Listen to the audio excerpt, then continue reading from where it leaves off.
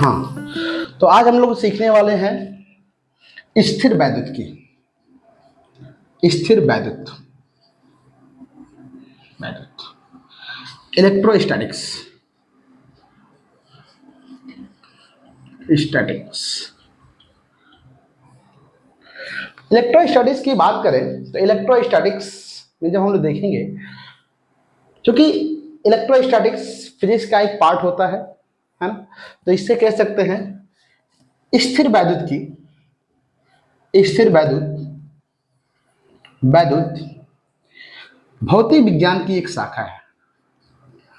भौतिक विज्ञान की एक शाखा है। भौतिक विज्ञान की एक शाखा है, ठीक है। क्योंकि भौतिक विज्ञान हमने आपको बताया रहा होगा कि भौतिक विज्ञान जो होता है इसकी व्याख्या 1609 ईस्वी में गैलीलियो द्वारा की गई थी, ठीक है। लेकिन स्थिर वैद्युतिकी की बात, स्थिर वैद्युतिकी में जब बात करें आवेश की तो आवेश की व्याख्या, आवेश को अंग्रेजी में कहते हैं हम लोग चार्ज। आवेश की व्याख्या 2500 सालों पहले, 2500 वर्ष पूर्व मिलेटस के निवासी थेल्स नाम के एक दार्शनिक हुआ करते थे। थेल्स नाम के एक दार्शनिक हुआ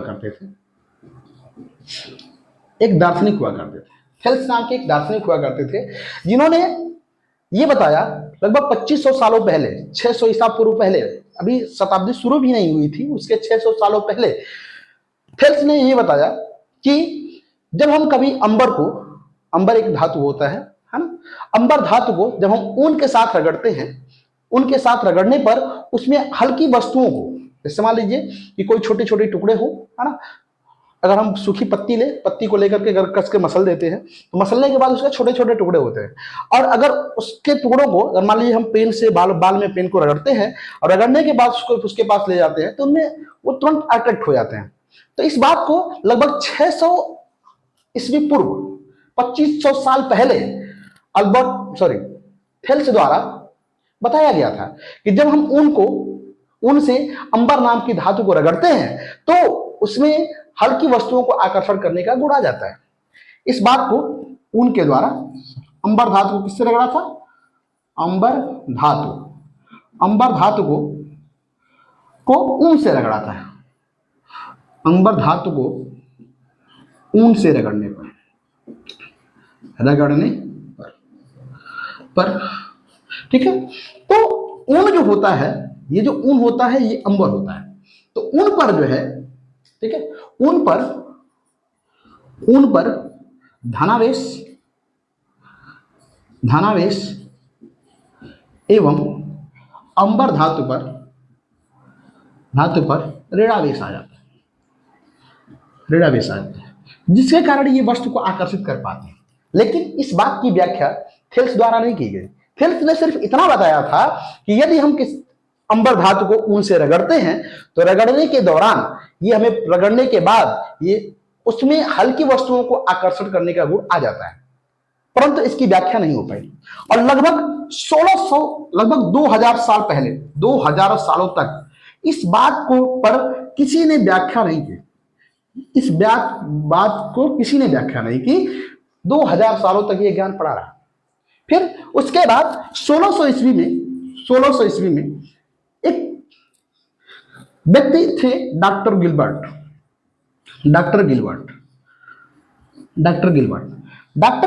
चूंकि रानी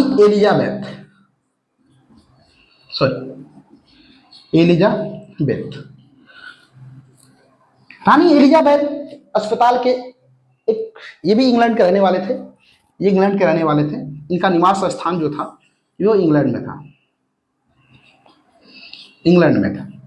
और चूंकि डॉक्टर गिलबर्ट ने ये बताया 1600 ईस्वी में कि जिस प्रकार से हम अंबर को ऊन से रगड़ते हैं तो उसमें आकर्षण करने का गुण आ जाता है, इसी प्रकार से अन्य धातु, जैसे मान लीजिए चमड़ा हो गया, कांच हो गया, आबनूस की छड़ हो गई, इनको भी अगर हम बिल्ली की खाल से या अन्य अन्य चीजों से रगड़े तो इनमें भी आकर्षण का गुण आ जाता है।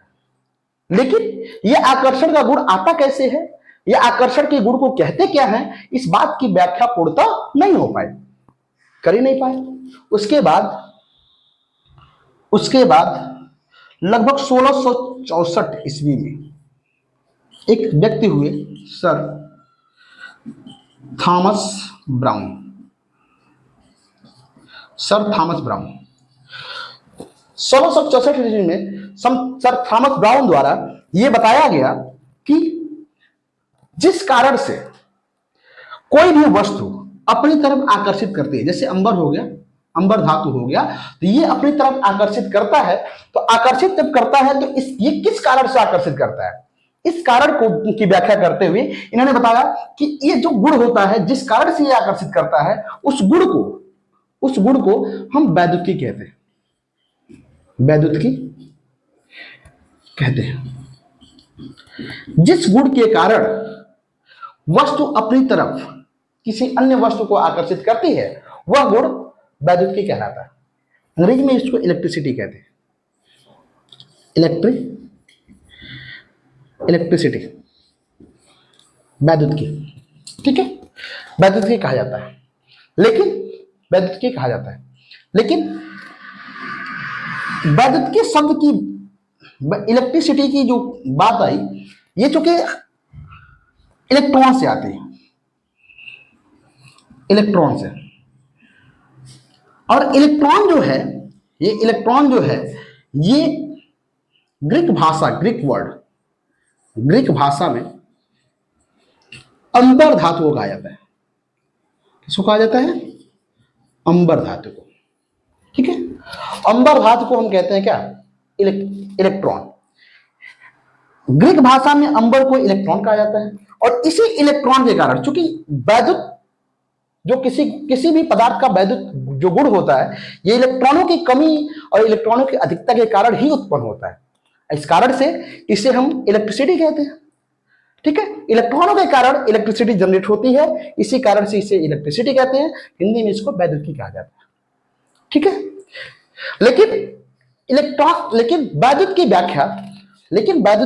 वैद्युत आवेश की व्याख्या अभी भी पूर्णतः ये नहीं हो पाई कि आवेश होता क्या है और आवेश के कितने रूप होते हैं, ठीक है। आवेश होता क्या है और आवेश के कितने रूप होते हैं, इस बात की व्याख्या अभी भी नहीं की जा सकी। सिर्फ थॉमस ब्राउन द्वारा यह बताया गया कि कोई भी वस्तु किसी वस्तु को अपनी तरफ आकर्षित करता है, तो सिर्फ और सिर्फ वह आकर्षण का गुण जो होता है उसे हम वैद्युतिकी कह लेते हैं, ठीक है। लेकिन आगे हम चलते हैं। 1750 ईस्वी में एक व्यक्ति आए जिनका नाम था फ्रैंकलिन। इनका पूरा नाम था बेंजामिन फ्रैंकलिन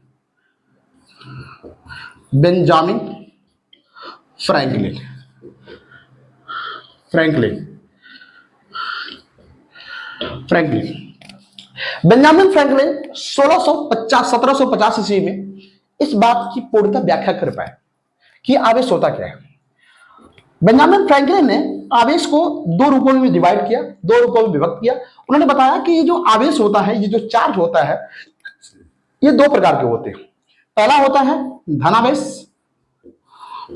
धनावेश और दूसरा होता है ऋणावेश।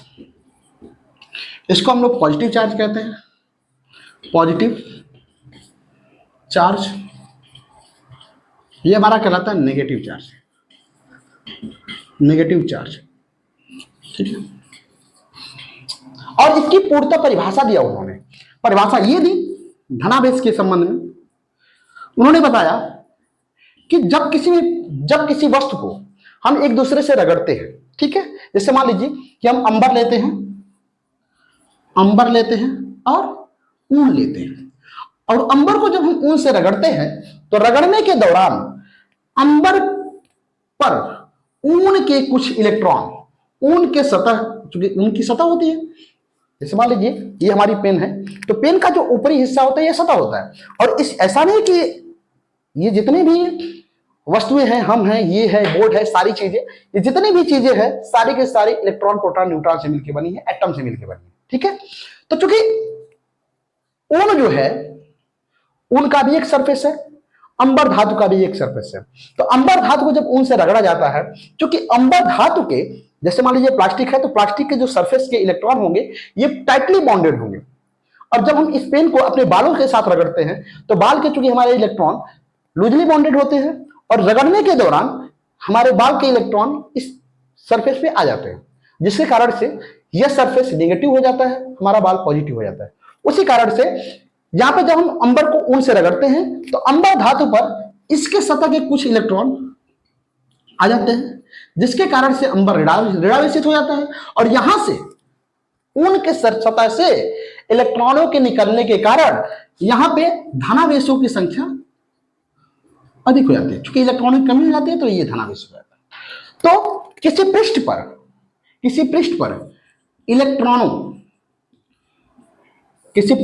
इलेक्ट्रॉनों की कमी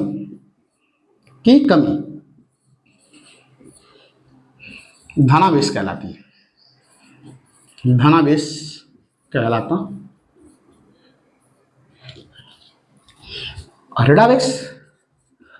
ऋणावेश इलेक्ट्रॉनों की अधिकता किसी पृष्ठ पर, ऐसे कह सकते हैं, किसी पृष्ठ पर इलेक्ट्रॉनों की अधिकता,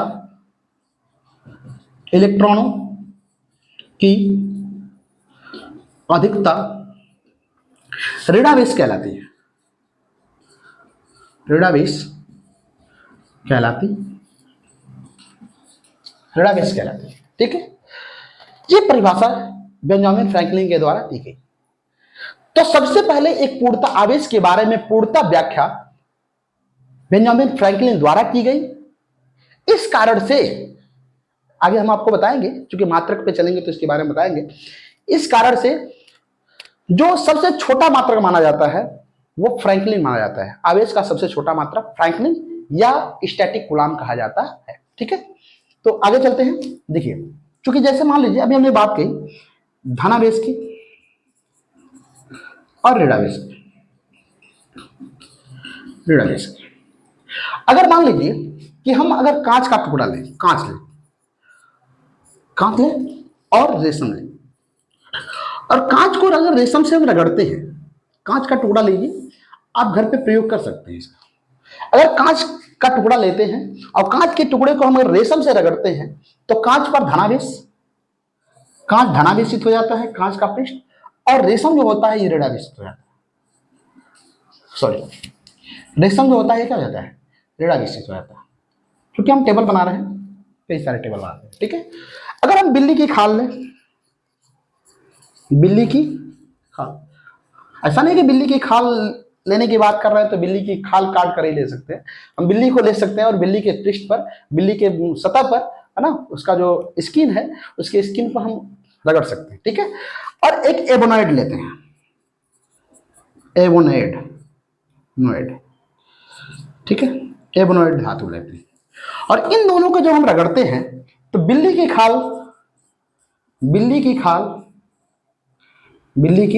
खाल धनावेशित, एबोनॉइड ऋणावेशित हो जाता है। ठीक है, ऊनी कपड़े ले लेते हैं, ऊनी कपड़े को जो है हम अंबर धातु से रगड़ देते हैं। कैसे रगड़े, अंबर धातु से। तो ऊनी कपड़े जो होते हैं हमारे वो धनावेशित, ऊनी कपड़े धनावेशित, और अंबर धातु क्या हो जाता है, ऋणावेशित। इसकी व्याख्या गिलबर्ट 1600 ईस्वी में ही कर दिए थे, लेकिन वैद्युत की पूर्णता परिभाषा नहीं दे पाए थे।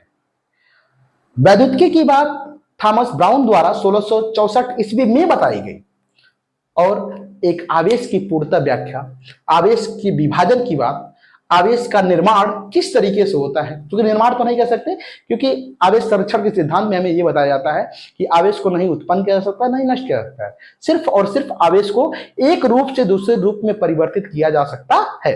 ठीक है, तो इस बात की व्याख्या गिलबर्ट द्वारा की गई थी कि किस धातु को हम किसके साथ रगड़ेंगे या किसके साथ हम घर्षण करेंगे तो घर्षण के दौरान हमें ये प्राप्त होंगे। तो अगर कांच को हम रेशम से रगड़ते हैं तो कांच पर धनावेश, रेशम पर ऋणावेश। बिल्ली की खाल को अगर एबोनॉइड से रगड़ते हैं तो एबोनॉइड ऋणावेशित हो जाता है, बिल्ली की खाल धनावेशित हो जाता है। ऊनी कपड़े से अगर अंबर को रगड़ते हैं तो ऊनी कपड़ा धनावेशित हो जाता है, अंबर क्या हो जाता है, ऋणावेशित हो जाता है। ठीक है, तो उन्होंने चूंकि बात करें गिलबर्ट की, गिलबर्ट द्वारा यह भी व्याख्या की गई थी, गिलबर्ट द्वारा यह भी व्याख्या की गई थी कि यदि यदि हम दो रॉड लेते हैं, दो स्टैंड ले लेते हैं और एक रस्सी से दो रॉड हम लगाते हैं, ठीक है, दो रॉड लगाते हैं यहां पे, ठीक है, दो रॉड लगाते हैं, दो रॉड लगाते हैं, ठीक है, ये हमारा कांच हो जाता है, ये इसे हम कांच का मान लेते हैं और इसे हम एबोनॉइड मानते हैं, एबोनॉइड मानते हैं। और इस एबोनॉइड को हम किससे रगड़े, बिल्ली की खाल से, और कांच को किससे रगड़े, रेशम से। तो कांच पर चूंकि हमने अभी देखा कि कांच पर आ जाएगा धनावेश और इस पे आ जाएगा ऋणावेश, ठीक है। क्योंकि धनावेश और ऋणावेश की व्याख्या अभी हुई नहीं थी, हम सिर्फ आपको समझाने के लिए ये बता रहे हैं, ठीक है। तो उन्होंने ये किया और एक दूसरी कांच की छड़ ली जिसको उन्होंने कांच की छड़ ली जिसको उन्होंने रेशम से ही रगड़ा और रेशम से रगड़ने के बाद वो इस छड़ के पास ले गए, इसके पास ले गए। तो उन्होंने देखा कि ये दोनों छड़ एक दूसरे को प्रतिकर्षित कर रहे थे। प्रतिकर्षित का मतलब होता है एक दूसरे से दूर जाना। तो ये दोनों छड़ एक दूसरे से दूर जा रहे थे, लेकिन जब इसी छड़ को ये रेशम के एमोनॉइड धातु के पास लेके आए तो ये जो एमोनॉइड धातु थी ये एक दूसरे को क्या कर रहे थे, आकर्षित कर रहे थे, इनके बीच आकर्षण हो रहा था।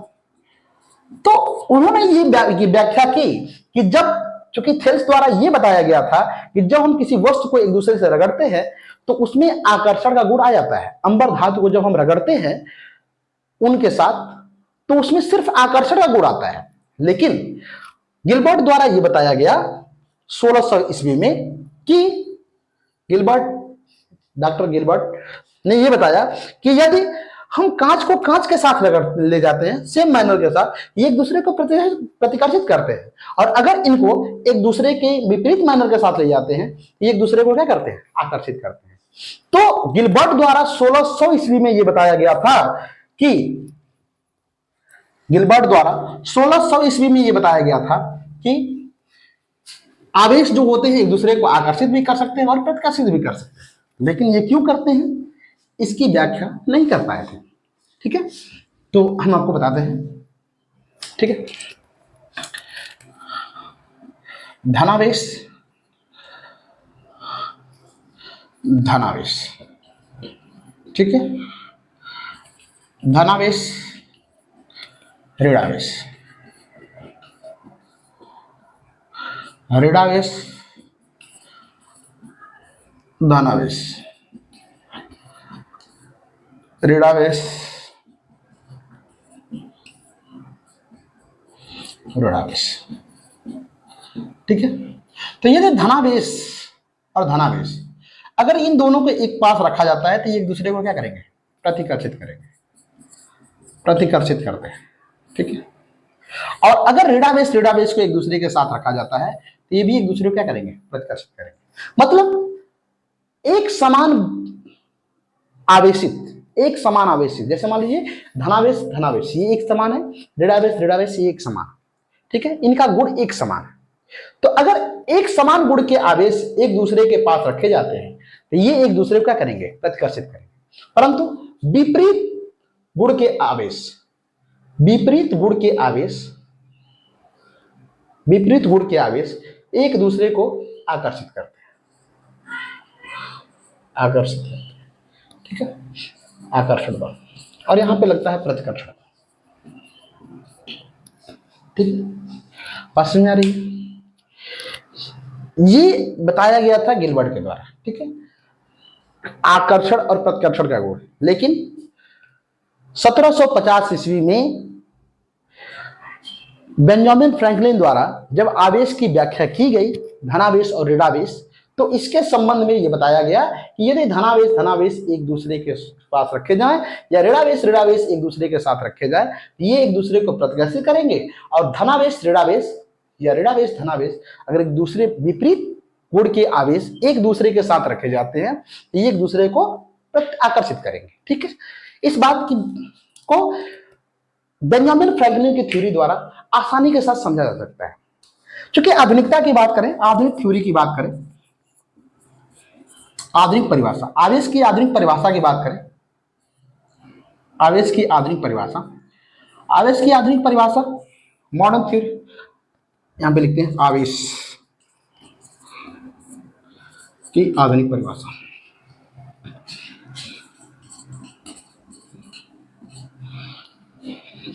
सॉरी, मॉडर्न थ्योरी ऑफ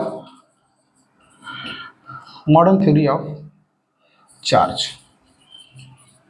ठीक है, मॉडर्न थ्योरी ऑफ चार्ज। चूंकि मॉडर्न थ्योरी की बात करें तो हम जानते हैं आवेश परमाणु जो होता है वो सूक्ष्म कणों से मिलकर बना होता है। परमाणु जो होता है वो सूक्ष्म कणों से मिलकर बना होता है, इलेक्ट्रॉन, प्रोटॉन और न्यूट्रॉन। ठीक है, ये इनके नाभिक के कण होते हैं और ये इलेक्ट्रॉन जो होता है नाभिक के चारों तरफ चक्कर लगाता है, परमाणु की संरचना बनाते हैं। देखिए, ये हमारा न्यूट्रॉन हो गया, ये हमारा प्रोटॉन हो गया, और इसकी बाहरी कक्षा में इलेक्ट्रॉन क्या करते रहते हैं, चक्कर लगाते रहते हैं। ठीक है, पहली कक्षा में 2 इलेक्ट्रॉन होते हैं, दूसरी कक्षा में 8 इलेक्ट्रॉन, 2 4 5 6 7 और 8 इलेक्ट्रॉन होते हैं। इसकी बाहरी कक्षा में 18 इलेक्ट्रॉन होते हैं। जैसे जैसे कक्षाएं बढ़ती हैं नाभिक से इन कक्षाओं की दूरी बढ़ती जाती है। ठीक है, नाभिक से इन कक्षाओं की दूरी बढ़ती जाती है और जैसे जैसे दूरी बढ़ती है नाभिक के द्वारा इलेक्ट्रॉनों पर लगने वाला आकर्षण बल धीरे धीरे क्षीण होता जाता है, कमजोर होता जाता है। ठीक है, तो बाहरी कक्षा के इलेक्ट्रॉन होते हैं उन पर नाभिक के द्वारा लगाया गया बल बहुत ही क्षीण होता है। ठीक है, तो यदि हम इनको थोड़ी भी ऊर्जा दे देते हैं, क्योंकि ये हमें नाभिक कहलाता है, नाभिक कहलाता है। नाभिक की त्रिज्या होती है, नाभिक का आकार नाभिक का आकार जो होता है वो होता है 10⁻⁻15 त्रिज्या कह रहे थे, और परमाणु की त्रिज्या जो होती है 10⁻10। इसे 1 एंगस्ट्रॉम भी कहते हैं और ये हमारा 1 फर्मी कहलाता है, फर्मी। ठीक है, तो आधुनिक थ्योरी में, आधुनिक परिभाषा के अनुसार जब हम कभी भी, जैसे मान लीजिए ये हमारा हमने पेन ले रखा है, तो पेन में भी बहुत सारे परमाणु होंगे, तो परमाणुओं के अंदर नाभिक होगा और नाभिक के चारों तरफ इलेक्ट्रॉन चक्कर लगा रहे होंगे। तो इनसे नाभिक से जितनी दूरी पर इलेक्ट्रॉन होगा, जो सबसे ज्यादा दूरी पर होगा उस पर लगने वाला इसके द्वारा, क्योंकि ये समझने वाली बात है, इलेक्ट्रॉन जो होता है ऋणावेशित होता है, प्रोटॉन जो होता है धनावेशित होता है, और ये जो होता है न्यूट्रल होता है, उदासीन होता है। ठीक है, इलेक्ट्रॉन उदासीन होता है, इलेक्ट्रॉन पे कोई चार्ज नहीं होता है, प्रोटॉन पर धनावेश होता है, इलेक्ट्रॉन पर ऋणावेश होता है। ठीक है, तो चूंकि हम जानते ये हैं, अभी हमने पढ़ा कि धनावेश और ऋणावेश एक दूसरे को आकर्षित करते हैं। ठीक है, तो इनके बीच लगने वाला जो बल होगा ये आकर्षण बल ही होगा। तो जैसे जैसे दूरी बढ़ेगी, क्योंकि वैद्युत बल का नियम आगे हम बताएंगे कूलाम के नियमानुसार 1/4πε0 Q1 Q2/r²। तो जिस प्रकार से F is directly proportional 1/r²। ठीक है, F is directly proportional 1/r²। जैसे जैसे दूरी बढ़ेगी बल का मान वैसे डिक्रीज होगा। ठीक है, तो यहां पे दूरी बढ़ रही है, जब दूरी बढ़ रही है तो यहाँ पे लगने वाला बल क्या होगा, क्षीण होगा, कमजोर होगा। तो जैसे जैसे दूरी बढ़ेगी वैसे वैसे बल कमजोर होगा। तो अगर इनको थोड़ा भी हम बल दे दें, थोड़ा भी अगर इनको फोर्स देते हैं, एनर्जी देते हैं, तो एनर्जी जैसे देंगे ये तुरंत इस कक्षा को छोड़कर बाहर निकल जाएंगे। तो जैसे इलेक्ट्रॉनों की कमी होगी, क्योंकि प्रोटॉन, जितने इलेक्ट्रॉन होते हैं किसी परमाणु में, जितने इलेक्ट्रॉन होते हैं उतने परमाणु प्रोटॉन होते हैं। तो अगर मान लीजिए कि इसमें हम बात करें 8 2 10 11 12 13 14 15 16 की बात करते हैं, तो यहाँ पे 16 प्रोटॉन है और 16 न्यूट्रॉन है, तो इसमें 16 इलेक्ट्रॉन भी है। अगर हम क्या करें, इनको थोड़ी सी ऊर्जा दें और ये इलेक्ट्रॉन क्या हो जाए, बाहर की तरफ मूव कर जाए, निकल जाए, तो यहाँ पे इलेक्ट्रॉनों की संख्या कम होगी, 16 से घटकर 15 हो गई। अब इलेक्ट्रॉनों की संख्या जो रह गई ये 15 इलेक्ट्रॉन रह गए, परंतु नाभिक के अंदर अभी भी 16 प्रोटॉन उपस्थित है।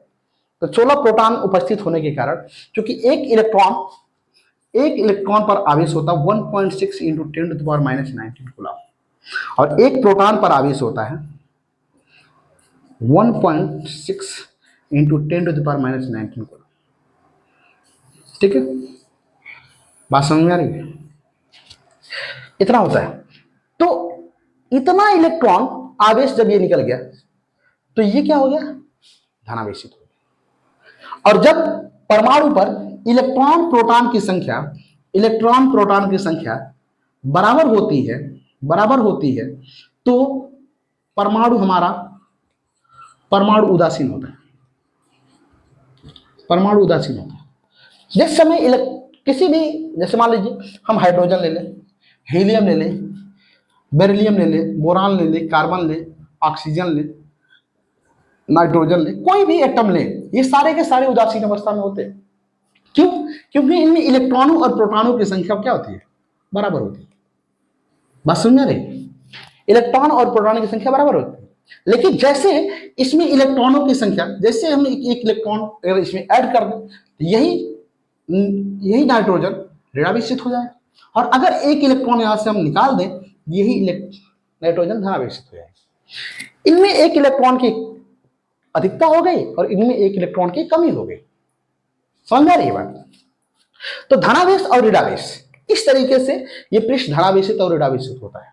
तो अगर किसी पृष्ठ पर अगर इलेक्ट्रॉनों की अधिकता होती है 2 4 10 20 50 100, जितने इलेक्ट्रॉनों की अधिकता होगी वह पृष्ठ उतना ही ऋणावेशित, और जिस पृष्ठ पर इलेक्ट्रॉनों की जितनी अधिकता होगी वह पृष्ठ उतना ही ऋणावेशित, और जिस पर कमी होगी वो उतना ही धनावेशित होगा।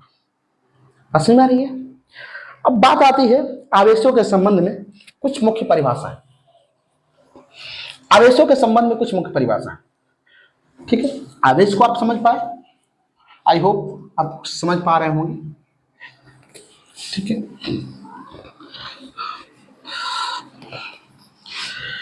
आइए देखते हैं आवेशों के संबंध में कुछ मुख्य परिभाषा। पहली परिभाषा हमारी आती है, पहली परिभाषा, आवेशों के मध्य बल। आवेशों के मध्य बल,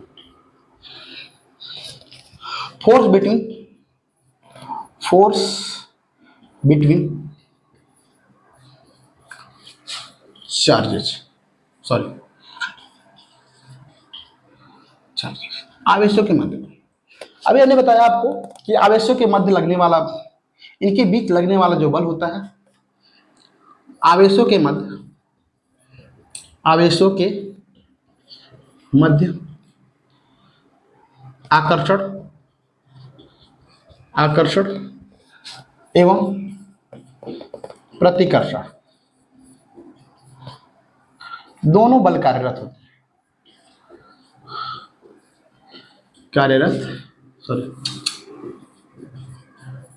होते हैं,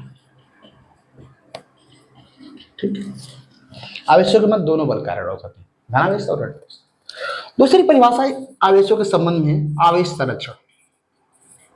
आवेश संरक्षण, law of conservation of charge,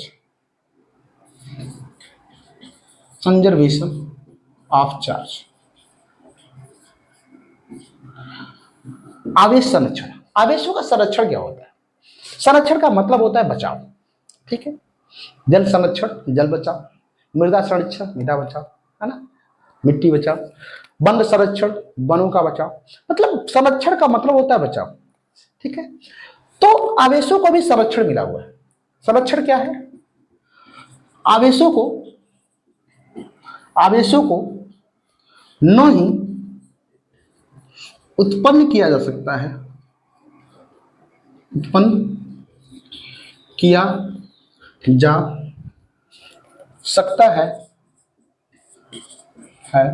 न ही नष्ट किया जा सकता है, किया जा सकता है। इन्हें सिर्फ एक रूप से दूसरे रूप में परिवर्तित किया जा सकता है। ठीक है, सिर्फ एक रूप से दूसरे रूप में परिवर्तित किया जा सकता है। जैसे मान लीजिए, समझिए जरा, हम लेते हैं हाइड्रोजन एटम। हाइड्रोजन परमाणु जो होता है उसका परमाणु क्रमांक 1 होता है, और चूंकि परमाणु भार भी एक ही होता है। ठीक है,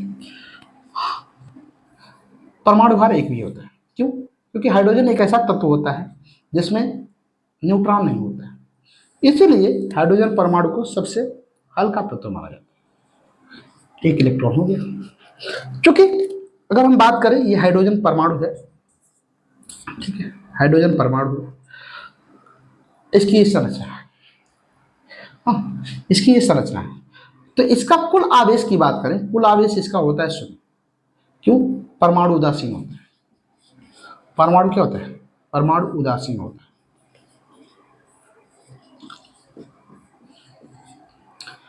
क्यों उदासीन होता है? क्योंकि जितना ये धनावेशित है उतना ये क्या है? ऋणावेशित है। तो धनावेश और ऋणावेश दोनों एक दूसरे के बराबर है। तो इसपे परमाणु पर उपस्थित कुल आवेश जो होगा वो शून्य माना जाएगा, शून्य हो जाएगा। तो यदि हम इसको थोड़ी सी ऊर्जा देते हैं, तो यही जो हमारा इलेक्ट्रॉन होगा यहाँ पे छोड़ करके, इसको इंपटी करके रिमूव कर जाएगा, बाहर निकल जाएगा। तो यहाँ पे सिर्फ और सिर्फ जितना ये धनावेशित था उतना ये ऋणावेशित था, तो इसका जो कुल टोटल आवेश था 0 था। लेकिन अब यहाँ पर हमने इलेक्ट्रॉन को ऊर्जा दी, हमने इस परमाणु को ऊर्जा दी, और ये इलेक्ट्रॉन इस ऊर्जा को लेकर के अपनी कक्षा को त्याग करके बाहर चला गया। ठीक है, तो अब जो होगा इस हाइड्रोजन तत्व पर, चूंकि एक प्रोटॉन उपस्थित है, तो इस कारण से इस पर उपस्थित कुल आवेश जो होगा 10 की घात माइनस इतना कूलम। ठीक है, तो अगर ये धनावेशित हो गया, अब यही परमाणु हमारा धनावेशित हो, लेकिन अगर फिर से इस इलेक्ट्रॉन को यहां पे लाकर रख दिया जाए तो यह फिर से परमाणु फिर से उदासीन हो जाएगा। तो इसी कारण से आवेश को नहीं उत्पन्न किया जा सकता है और न ही नष्ट किया जा सकता है। ठीक है, तो आवेश संरक्षण के नियम के अनुसार हम यही समझ सकते हैं कि आवेश नहीं उत्पन्न किया जा सकता है, नहीं नष्ट किया जा सकता है। Law of conservation of charge is neither create nor destroy, only one change one two another form. Understand? चलिए आगे चलते हैं। अगला नियम है आवेशों की योज्यता। अभी हमने बताया आपको आवेशों की योज्यता। योज्यता क्या होती है? देखिए, चलो तीसरा, आवेशों की योज्यता। Additivity of charge, additivity of charge, आवेशों की योज्यता। ठीक है, जैसे मान लीजिए कि कोई पृष्ठ है, इसी पृष्ठ की बात करें। ठीक है, इस पृष्ठ पर 3 कूलम, 4 कूलम, 5 कूलम, 7 कूलम के अलग अलग चार्जेस इस पे लगाए गए हैं। तो इस पृष्ठ पर, ये जो हमारा पृष्ठ होगा, इस पृष्ठ पर उपस्थित कितना आवेश होगा, कुल आवेश कितना होगा? तो आवेश की योज्यता के अनुसार डायरेक्टली हम क्या करेंगे, सारे आवेशों को जोड़ देंगे। +3 कूलम, +4 कूलम, +7 कूलम, +-5 कूलम। तो हम देख पाएंगे 7 3 10 4 14, 14 कूलम माइनस 5 कूलम, क्यू बराबर हमारा आएगा 9 कूलम। तो इस पृष्ठ पर उपस्थित जो कुल आवेश होगा, ये कुल आवेश हमारा 9 कूलम का होगा, वो भी 9 कूलम धनावेशित होगा। आवेशों की योग्यता हम इस प्रकार समझ सकते हैं। तो किसी पृष्ठ पर या धनावेश उपस्थित हो या तो ऋणावेश उपस्थित हो, हम क्या करते हैं, सारे आवेश को एक तरफ जोड़ते हैं और जोड़ने के बाद कैलकुलेट करने के बाद, ठीक है, उनके चिन्हों के आधार पे प्लस है तो प्लस, माइनस है तो माइनस, ठीक है, और जोड़ने के बाद जो हमारा आंसर आता है वह इस पृष्ठ पर उपस्थित कुल आवेशों का मान होता है, ठीक है। तो ये हमारा कहलाता है एडिटिविटी ऑफ चार्ज। आगे है, लास्ट है आवेशों का क्वांटीकरण। आवेशों का क्वांटीकरण, आवेशों का क्वांटीकरण, क्वांटाइजेशन ऑफ चार्ज,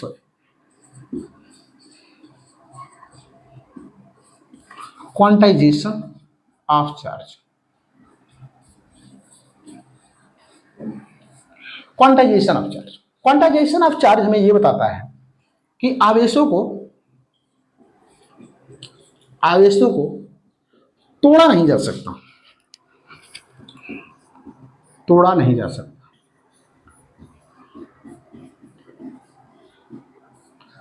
तोड़ा नहीं जा सकता है। इसे पूर्णांकों के रूप में व्यक्त किया जाता है, पूर्णांकों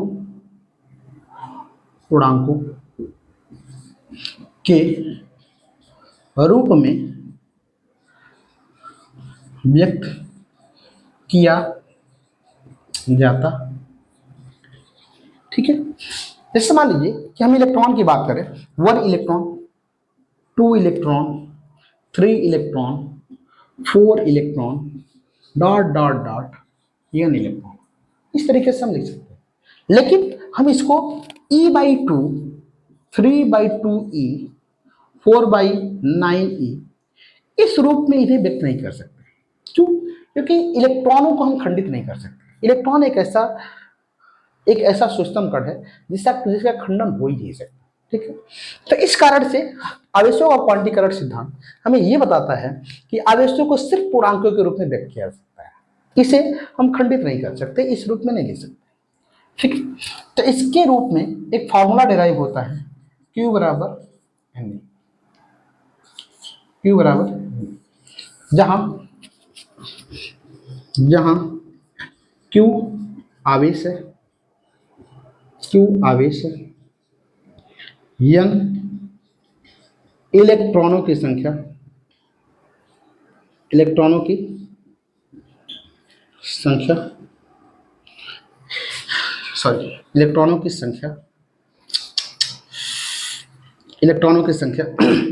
E जो है इलेक्ट्रॉन पर आवेश,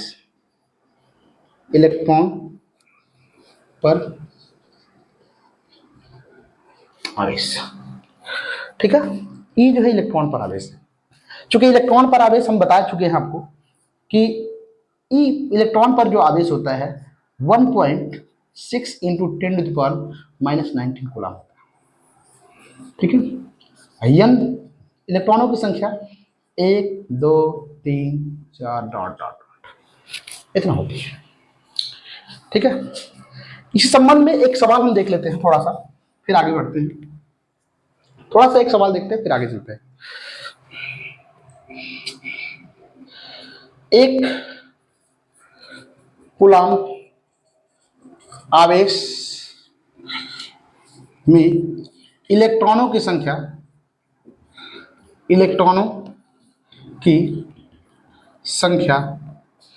ज्ञात कीजिए, ठीक है। ये हमारा सवाल प्रश्न कहेंगे, हम जानते हैं, दिया है, Q का मान दे दिया गया है 1 कूलम, ठीक है। हम जानते हैं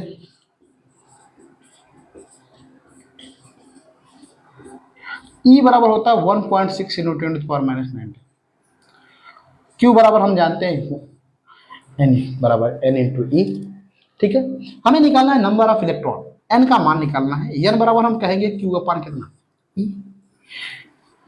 q का मान दिया गया है 1, इसका मान है 1.6 इंटू 10⁻⁻⁹। कूलाम से कूलाम कैंसिल आउट हो जाए। आगे हम देखेंगे n बराबर, नीचे माइनस है ऊपर जाएगा तो प्लस हो जाएगा, 1/में 1.6 इंटू 10⁻⁹। 1 से हम इसमें जब भाग देंगे तो भाग देने के दौरान हमें ये मिलेगा, ऐसे आप भाग नहीं दे सकते, ऐसे कर लीजिए, 1.6 है, 0 हटाएंगे, यहाँ पे 10 बढ़ाएंगे, ठीक है। अब 16 से इसे भाग दे देंगे तो 0.625 इतना आंसर आने वाला है।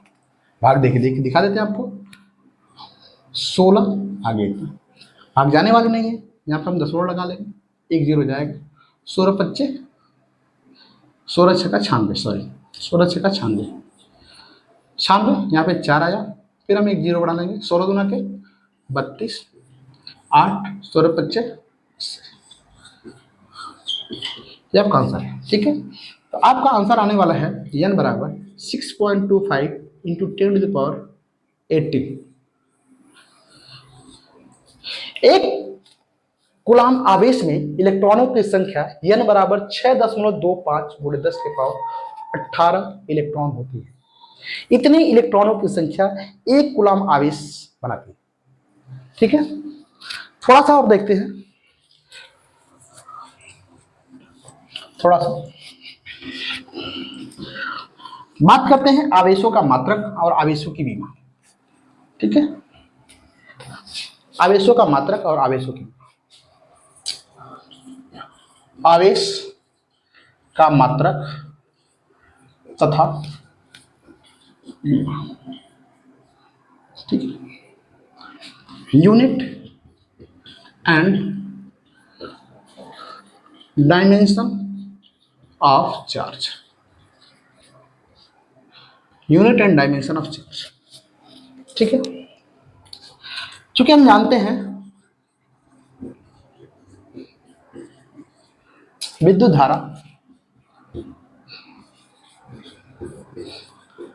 धारा I बराबर होता है आवेश बटे में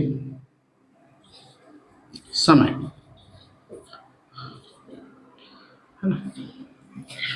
परिभाषा समझ लेते हैं, अब समय के साथ आवेश प्रवाह की दर विद्युत धारा कहलाती है, क्लास 10 में आप लोग पढ़े हो, ठीक है। तो I बराबर होता है Q बटे में T, तो Q बराबर हम लिख सकते हैं I इंटू टी। आवेश का मात्रक, आवेश का मात्रक, विद्युत धारा का जो मात्रक होता है वो होता है एम्पियर, समय का मात्रक सेकंड,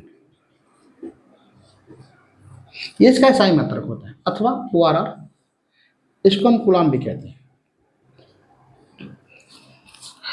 कूलाम कहते हैं।